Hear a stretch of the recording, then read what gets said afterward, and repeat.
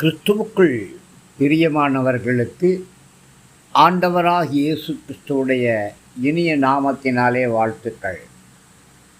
இந்த நாளின் தியானத்திற்காக நாம் எடுத்துக்கொண்ட வேத பகுதி நீதிமொழிகளுடைய புஸ்தகம் 16ஆம் அதிகாரம் 33வது வசனம். சீட்டு மடியிலே போடப்படும், காரிய சித்தியோ கர்த்தராலே வரும். பிரியமானவர்களே, ஆலோசனைகள் ஆயிரம் உண்டு, ஆலோசனைக்காரர்களும் ஆயிரம் உண்டு.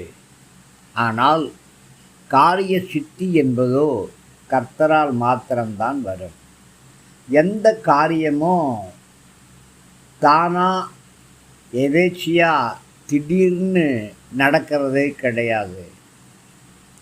ஃப்ளூக், அதாவது அதிர்ஷ்டம் அப்படின்னு ஒன்று கிடையவே கிடையாது.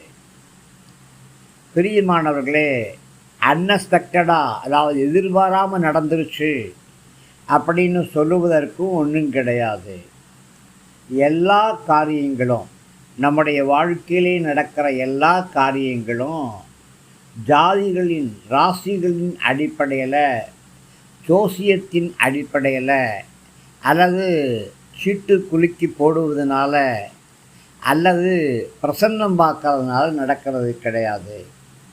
எந்த காரியமும் விதியின் அடிப்படையிலையும் நடக்காது. எல்லாமே தேவனுடைய சித்தத்தின்படியாகவும் அவருடைய தெய்வீக ஆலோசனையின்படியும் தான் நடக்கும்.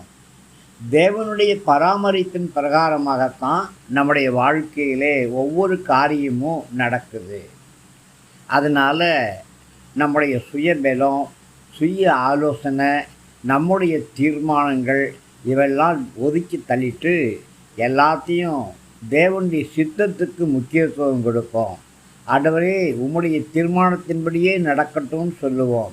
உம்முடைய சித்தத்தின்படியே ஆகட்டும் அப்படின்னு ஒப்பு கொடுப்போம். பிரியமானவர்களே, அப்படி நம்முடைய வாழ்க்கையில் நடப்போமானால் ஜெயம் கிடைக்கும். சீட்டு மடியிலே போடப்படும் அப்படிங்கிற வார்த்தைக்கு ஊரீம் தும்மீம் ஆகிய சீட்டுக்களை பற்றி சொல்லப்படுது. ஜபத்துக்கு பிற்பாடு ஊரீம் தும்மீம் ஆகிய கற்கள் பயன்படுத்தப்பட்டு கர்த்தருடைய சித்தத்தை தெரிந்து கொள்வது அந்த காலத்தில் ஒரு பழக்கமாக இருந்துச்சு. ஆனால் அவைகளால் அல்ல, ஜெயங்கொடிக்கிற கர்த்தராலே எல்லாம் கிடைக்கும் என்று சொல்லி ஜெயத்திற்கு கர்த்தரையே சார்ந்து கொள்ளுவோம். கர்த்தர் ஆசீர்வதிப்பாராக. ஆமென்.